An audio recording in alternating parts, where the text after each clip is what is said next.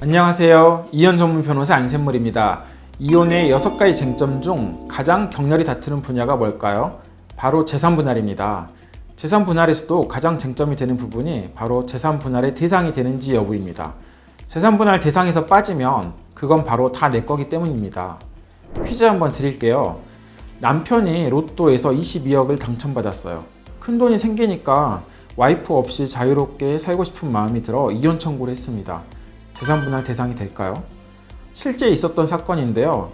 2014년 부산가정법원에서는 로또 당첨금은 피고가 자신의 행운에 의해 취득했을 뿐 부부가 공동으로 협력해 이루어간 재산이라고 볼 수 없다라고 해서 로또 당첨금 22억 원을 재산 분할 대상에서 제외하였습니다. 만약 아내가 로또 구매 비용을 지불했거나 당첨 번호를 알려줬다면 재산의 유지 증식에 기여한 것이므로 재산 분할 대상이 될 수 있을 것으로 보입니다. 재산 분할 대상을 살펴보기 전에 부부 별산제에 대해 먼저 보겠습니다. 민법은 법정 부부 재산 제도로서 부부 별산제를 채택하면서 부부의 일방이 혼인 전부터 가진 고유 재산과 혼인 중 자기 명의로 취득한 재산을 특유 재산으로 인정하고 특유 재산은 부부가 각자 관리 사용 수익하도록 규정하고 있습니다. 특유 재산이라고 해서 조금 어려울 수 있는데요. 쉽게 말해서 어떤 재산에 대해 부부 일방의 단독 소유를 인정한다는 말입니다. 우리나라는 부부 별산제를 채택했지만 부부 공유제를 선택한 나라도 있는데요. 혼인 중 취득한 재산의 경우 그 명의자가 누구인지 불문하고 부부의 공유재산으로 인정해주는 제도입니다. 1960년도 이전 구민법 하에서는 관리 공통제였는데 남편이 와이프 재산까지 마음대로 처분할 수 있었습니다.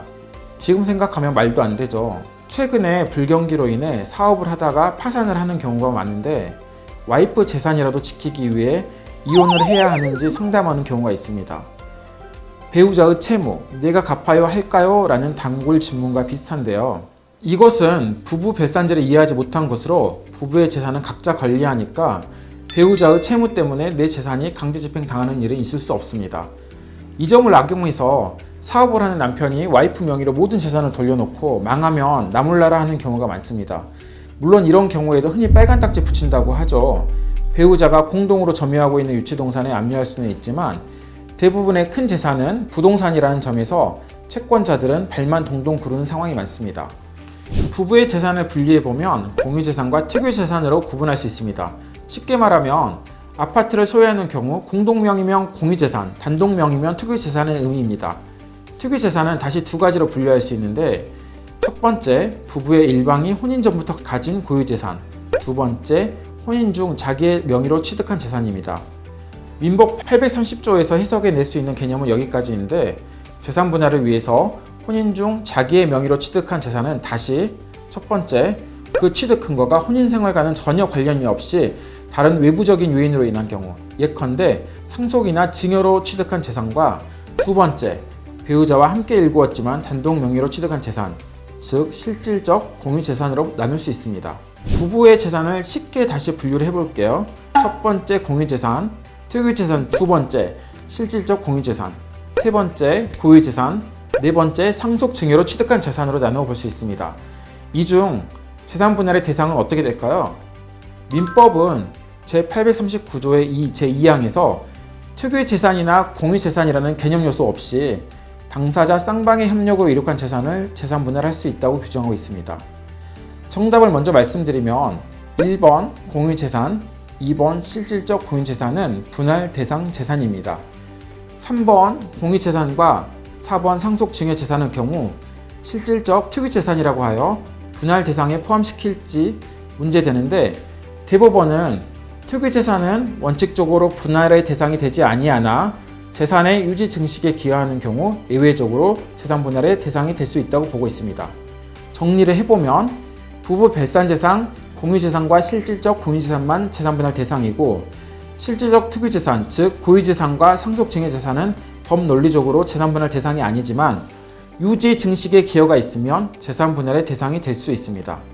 실제로 기사를 보거나 심지어 변호사의 글에서도 어떠한 재산이 특유재산이므로 재산분할 대상에서 제외해야 한다라는 내용이 심심치 않게 보입니다. 예를 들어 SK 최태원 회장과 노소영 아트센터 나비 관장의 이혼을 다룬 기사를 보면 1심은 SK 주식에 대해 실질적으로 기여했다고 볼 수 없는 특유재산으로 판단해 재산 분할에서 제외했다라고 쓰고 있는데요. 정확하게는 특유재산이라고 바로 재산 분할 대상에서 제외되는 것이 아니고 SK 주식이 최 회장이 상속 증여받은 특유재산이지만 여기에 노 관장의 재산의 유지 증식에 기여한 바가 없어서 재산 분할 대상이 아니다라고 해야 정확합니다. 그러면 재산 분할의 대상을 정하는 기준으로서 유지 증식에 기여하다는 게 중요하다는 것은 알았죠? 그러면 재산 유지에 대한 기여도는 어떻게 정할 수 있을까요? 쉽게 말하면 얼마나 기여해야 상대방이 상속받은 재산이나 혼이전부터 가지고 있는 재산도 분할받을 수 있을까요? 어려운 말로 화폐 노동과 가사 노동을 구분할 필요 없이 통상적인 의미의 혼인공동체 유지와 존속 그 자체를 기여라고 보아야 한다고 표현하는데요. 대법원은 재산 분할의 부양적 요소를 강조하고 특유재산의 유지에 가사 노동이 직간접적으로 기여한 경우에도 재산 분할의 대상이 된다고 판시하고 있습니다. 특히 돈을 많이 버는 남편분들은 와이프가 집에서 살림만 하는 경우가 많잖아요. 이런 경우에 내가 돈은 다 벌었는데 왜 내가 절반을 줘야 하냐고 억울해하는 경우가 많습니다. 와이프분이 집에서 내조를 잘했기 때문에 큰 돈을 벌 수 있었다고 생각하는 게 맞겠죠. 이런 관점에서 재산분할 대상으로의 편입을 결정짓는 가장 중요한 고려 요소는 혼인 기간이 될 수밖에 없습니다. 결혼을 유지하는 것 자체를 기여했다고 보는 것입니다. 그래서 실무적으로는 결혼 기간 10년을 채우면 재산분할 대상이 된다고 보면 됩니다.